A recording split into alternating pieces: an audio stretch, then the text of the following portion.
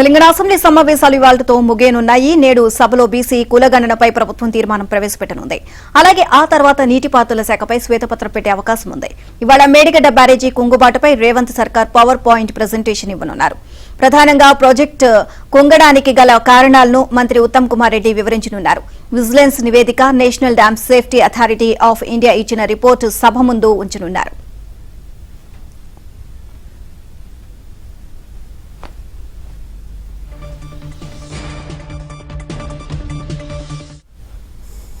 నిన్న సభలో కాగ్ రిపోర్టును రాష్ట్ర ప్రభుత్వం ప్రవేశపెట్టింది. కాగ్ రిపోర్టులో సైతం కాళేశ్వరంపై అనేక ఆరోపణలు చేసింది. కాళేశ్వరం ప్రాజెక్టులో అనేక అవకతవకలు జరిగినట్లు కాగ్ ప్రస్తావించింది. దీంతో నేడు ఇరిగేషన్ చర్చలో కాగ్ రిపోర్టు ప్రధాన అస్త్రంగా మారనుంది. అటు సభ్యులెవరూ తన అనుమతి లేకుండా సభలో వీడియోలు ప్రదర్శించకూడదని ఇప్పటికే స్పీకర్ సూచించారు. ఈ నేపథ్యంలో బీఆర్ఎస్ కు చర్చలో పాల్గొనే అవకాశం మాత్రమే ఉంటుంది.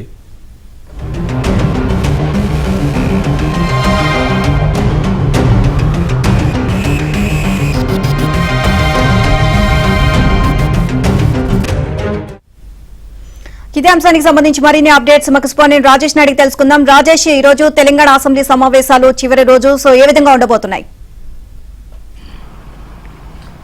Good morning. మొత్తానికి తెలంగాణ రాష్ట్ర అసెంబ్లీ సమావేశాలు వాడివేడిగా గడిచిన వారం రోజులుగా జరుగుతున్నాయి. ఇవాళ బహుశా చివరి రోజు 7వ రోజుగా అసెంబ్లీ సమావేశాలు 10 గంటలకు సరిగ్గా ప్రారంభం కానున్నాయి.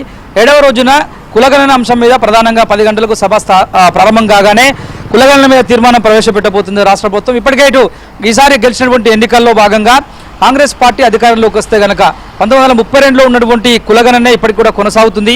దానివల్ల కులాలకు సంబంధించినటువంటి అంశంలో ఆ కులాలను కొన్ని ప్రామాణికంగా ఉన్నటువంటి సందర్భంలో కింది స్థాయి కులాలకు రిజర్వేషన్ల పరంగా కావచ్చు, రాజకీయ అంశాల పరంగా కావచ్చు, ఇతరత్ర అంశాల పరంగా కావచ్చు చాలా తీవ్రంగా ఇబ్బంది కలుగుతోంది.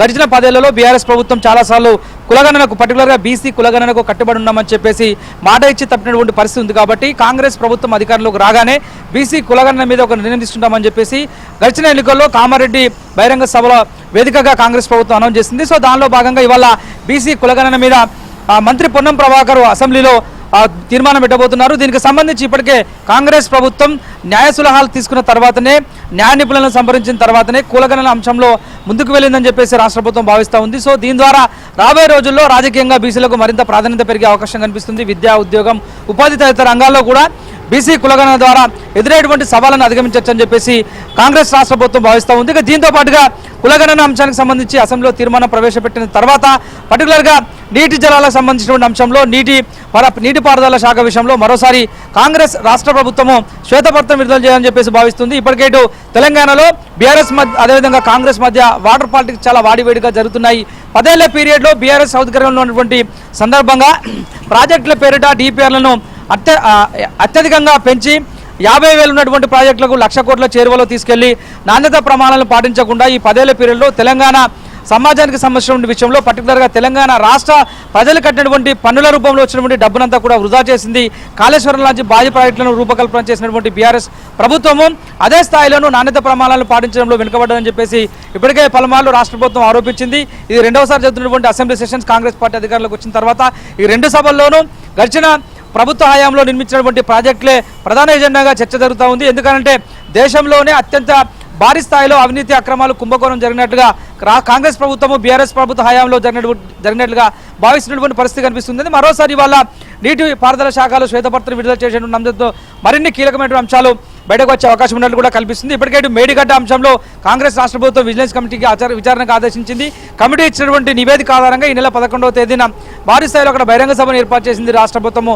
ఆ సందర్భంలో అనేక విషయాలు కూడా మేడిగడ్డ కాళేశ్వరం ప్రాజెక్టు నిర్మాణంలో భాగంగా తలెత్తినటువంటి అవినీతి అక్రమాలతో పాటుగా నాణ్యత ప్రమాణాలు, పర్టికులర్గా ఎల్ఎన్టీ సంస్థకి ఇటువంటి కాంట్రాక్టులు ఇచ్చేటువంటి సందర్భంలో ప్రాజెక్టు మొదట అనుకున్న వ్యయానికి ప్రాజెక్టు పూర్తయిన నాటికి పెరిగినటువంటి భారీ వ్యయం, తద్వారా అక్కడ ప్రాజెక్టుల పేరిట బీఆర్ఎస్ దోచుకున్నటువంటి అవినీతి అక్రమాలకు సంబంధించిన సొమ్మునంతా కూడా శాసనసభ వేదికగా మరోసారి ప్రజల్లోకి తీసుకెళ్లాలని చెప్పేసి కాంగ్రెస్ ప్రభుత్వం భావిస్తూ ఉంది.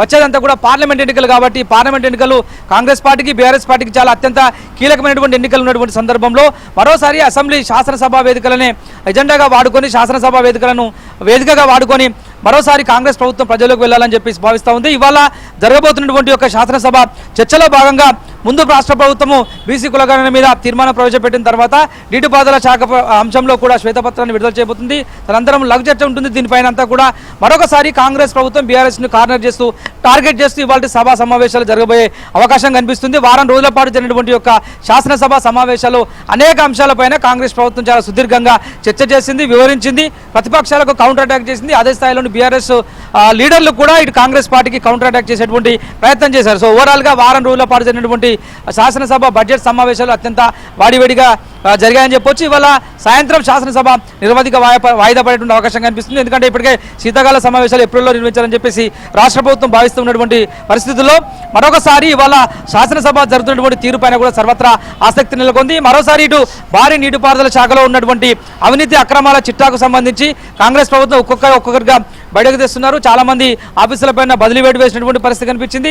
వీటంతటినీ కూడా దీంతో పాటుగా ఇటు కొత్త సెక్రటరియట్, అదేవిధంగా అమరవీరుల స్మృతి వనము, అంబేద్కర్ స్టాచ్యూ, ఈ మూడు కట్టడాలపైన కూడా కాంగ్రెస్ ప్రభుత్వం విచారణకు ఆదేశించాలనేటువంటి ఆలోచనలో కూడా ఉంది. సో ఇవాళ శాసనసభ సమావేశంలో మరొకసారి వీటన్నిటిపైన సుదీర్ఘంగా చర్చ జరిగే అవకాశం అయితే ఉంటుంది.